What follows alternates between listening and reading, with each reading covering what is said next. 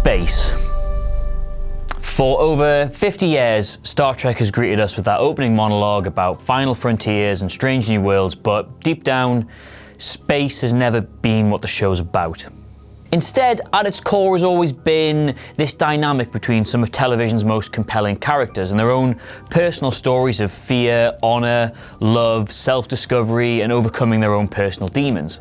But space has always just been the window dressing to the show, the star fields zipping past in the background, the interchangeable planets we'd find ourselves on every week. The enormity of it all, the magnitude, the wonder of it, just how incomprehensible its mechanisms are, how terrifying space is. That's never ever been what the show's about, and to me that's always been a shame. But now we've got Star Trek Discovery. And from the very, very first scene, you get this feeling of just how extraordinary and daunting space is. Like, don't get me wrong, it's got all that other stuff in spades, but from the very, very start of it, it's obvious that CBS has sat down and decided that they want to smack the audience over the chops with the sheer spectacle of it all and set faces to stunned. So what have we actually got here? Well, in a nutshell, Star Trek Discovery is the brand new Star Trek TV show that takes place in the original timeline, so none of that Chris Pine Star Trek 90210 stuff. It centers around First Officer Michael Burnham, who just so happens to be Spock's adoptive sister. From what we can gather from the first two episodes, it's going to be set around the Federation Klingon Cold War and follows our protagonist as she struggles with her place in both the chain of command and the duality of her own heritage, being a human girl with all those emotions you hear so much about, being raised a Vulcan. But is it any good? Well, personally, I'm not sure if retreading the whole human-Vulcan duality boards are reassuringly familiar or just a little bit lazy, so if nothing else, it's going to be interesting to see how they freshen up the oldest of Trek tropes, and early signs are pretty promising.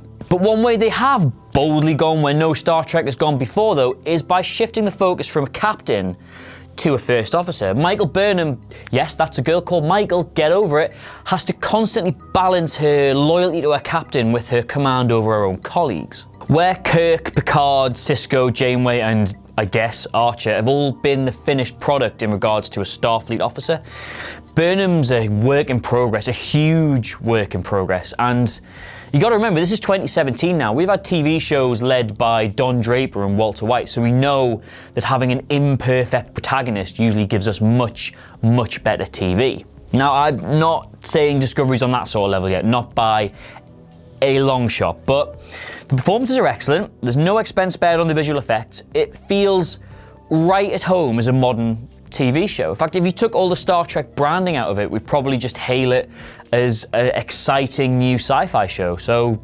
let's. I mean, in Sonequa Martin Green, we have an incredible lead, which will come as no surprise to fans of The Walking Dead. Doug Jones plays this comically nervous science officer, Saru, whose ability to sense the coming of death is an incredible plot device. And Michelle Yeoh's stoic portrayal of the seen-it-all Senzu captain is such a perfect contrast to sort of the frenzy that goes on around the rest of the show. Like, it's cast perfectly as well. So, it's early days, but it really, really feels like they've nailed it here, which is a pleasant surprise, really, because obviously the lack of a marketing push smacked of TV execs just trying to bury a dud, but what we've actually got is a brand new Star Trek show that feels right at home in the lore of the 60s original series, as it does in television's golden age. In my opinion, we don't do space enough on television, and when we do, with maybe the exception of Firefly, we never quite do it right. And in Discovery, while it's far too early to call it, it feels like we might have just stumbled on that magic formula. Like, it's going to build on Star Trek's rich history of building compelling story around compelling characters, but I think for the first time, it's actually made space itself feel like one of those characters, and if nothing else, that is a huge achievement.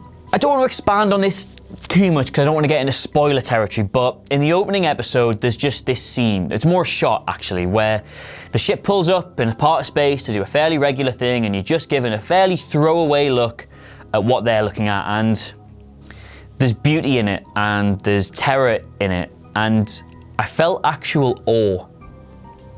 And TV should make you feel things like that, so I'm a big fan already. So there you have it. Star Trek Discovery has arrived, and my initial impressions are that it's going to be a show that's as good when it's set out there as it is when it's set in here. It's Star Trek, Jim, just not as we know it. But what did you think though? Please do leave us a comment below, and as ever, don't forget to like, share, and subscribe. Until next time, I've been Adam from Whatculture.com, and I'll see you soon.